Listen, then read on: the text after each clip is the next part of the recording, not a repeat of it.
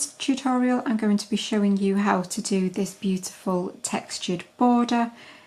Now this is a particularly good border if you've, for example, used lots of different colours in your project. I've used 3 different colours here. It's a nice way to finish off a project showcasing all of the colours in your border at the same time. So as you can see, it just gives a really nice textured border and textured finish. Now you can leave it as it is with a straight edge once you've finished, or if you wanted to you could even carry on further, maybe doing just one final row maybe of my simple frills border, for example, and that would really finish it off nicely as well. But this tutorial is for the textured border part itself. Now if this is your first time visiting this channel, then please do subscribe now and hit the little bell button as well, so that you can get the notifications of all of my weekly tutorials. And for anybody that is wondering, the main body of this little sample piece is done using the buffalo check pattern, and the tutorial for that can be found on my channel, and I will of course link it in the description box below. But for now, let's just get started on this textured edge. So first off, you want to start with a slip knot on your hook. And I'm then going to attach it anywhere along my project. I'm going to insert my hook and make sure you get the whole of the stitch. So you need to make sure you've got that V on the top. And you then want to yarn over and pull up. Oops. And then yarn over and pull through both. So that is your standing double crochet. So that is what you want to start with. Now remember, I'm working in UK terms, so in the US this is a single crochet. So I'm then going to work all the way around this project, just doing a simple row of UK double crochet, just to give us a nice base to start working up from. And so I'm just going to go into the next stitch, yarn over and pull up, and then yarn over, pull through those loops, and again into the next. So if you do that all the way around, I'm just going to do this corner with you so that you know what stitches to do in your corner.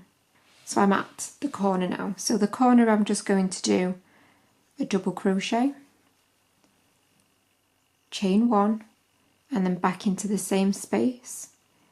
I'm going to do another double crochet. So that will just give you a nice clean edge. And now I'm just going to continue working my round of UK doubles, and I will meet you back as you get towards where we started from. So I'm pretty much back around now. I've just got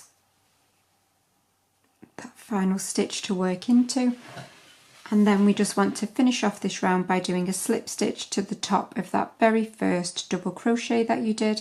So again, make sure you get the whole of the stitch and yarn over and pull through both of those loops. I'm going to chain 1 and snip off. So I've got there now a nice base for my border to start working through. I've got nice, neat, sharp corners. So now we can start building the texture. So again, I'm going to start with a slip knot on my hook. And this little stitch now is a bit fiddly, but once you've done it a couple of times, you'll be absolutely fine. So we want to start with a standing treble crochet. Now to do that, obviously you want your slip knot on your hook and you want to yarn over, but you might find it easier if you just hold on to that loop that you've just brought onto your hook and just slip knot. And again, you're just going to pick any stitch to go through, and you're going to yarn over and pull up. So you should have 3 loops just like you do with a normal treble.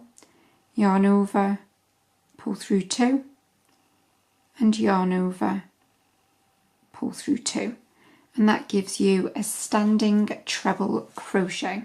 Now in the US, obviously this is your double crochet. So now we're going to do pretty much the same as the last round. We are just going to do 1 treble crochet into every single stitch. So yarn over and pull up, yarn over, pull through 2, yarn over, pull through 2. And again, you're just going to do that all the way around. and then when you get to your corner you will work that with me in just a second. So I'll just do this bit quickly now just to get myself to the corner.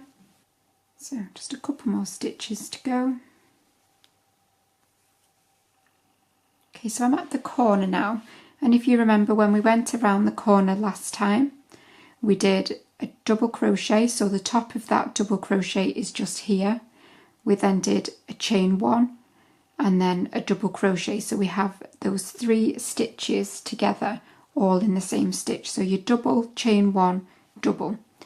So you want to do a treble into that double, that last one, as normal, and then you're going to create your new corner by doing a treble, chain one, treble together, all together, and you're going to do that into the chain one space. Now the chain one space can be a little bit tricky to see, but if you look at where your stitches go into the corner, you can see the top of the final double is here. So this stitch here is the chain one space. So if you just pull it apart slightly, you can see there is a hole there to work those stitches into. So again, you're going to treble, chain one, treble back into that same chain one space, and then you're going to continue working, but make sure you don't miss the top of that very first double just here. You may need to move your stitches to see it. And then again, you're going to do that all the way around, so I will meet you again in just a second. So I'm pretty much back where I started now. I just have one final treble to work in my last stitch. And then I'm going to close with a slip stitch to the top of that first treble that we did. Chain one, snip off and pull that out. So now that we've worked the base that we need for the rest of our border, so this is the row now that you will repeat until your border is as done as you want it to be, basically. So I'm going to get my next colour. So you want to start now with your slip knot on your hook, and we are going to start with a standing back post treble crochet. So that might sound a little bit scary to you, but you just want to yarn over again and just hold on to those 2 loops with your finger. You then want to go behind your work and you're going to come up through the front of your work and go over the top of one of those trebles. So come up through the front, go over the top of one of the trebles and back out to the other side. So you can see I've got one treble pushed back there. You'll then yarn over and pull up, and you'll have your 3 loops as normal. You'll then yarn over, pull through 2 loops. It can be a little bit fiddly, this first one, and then yarn over and pull through the last 2 loops. So you've got there now one standing back post treble crochet.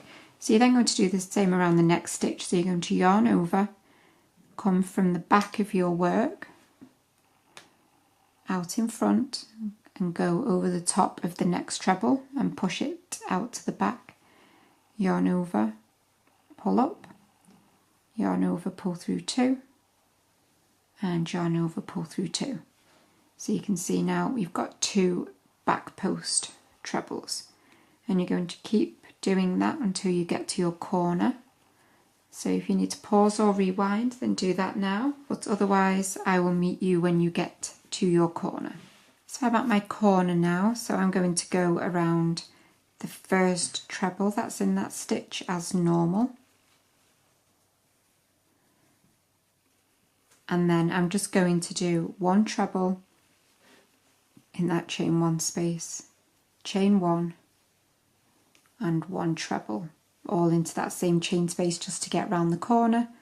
And then I will continue doing my back post trebles, around that next treble after the corner.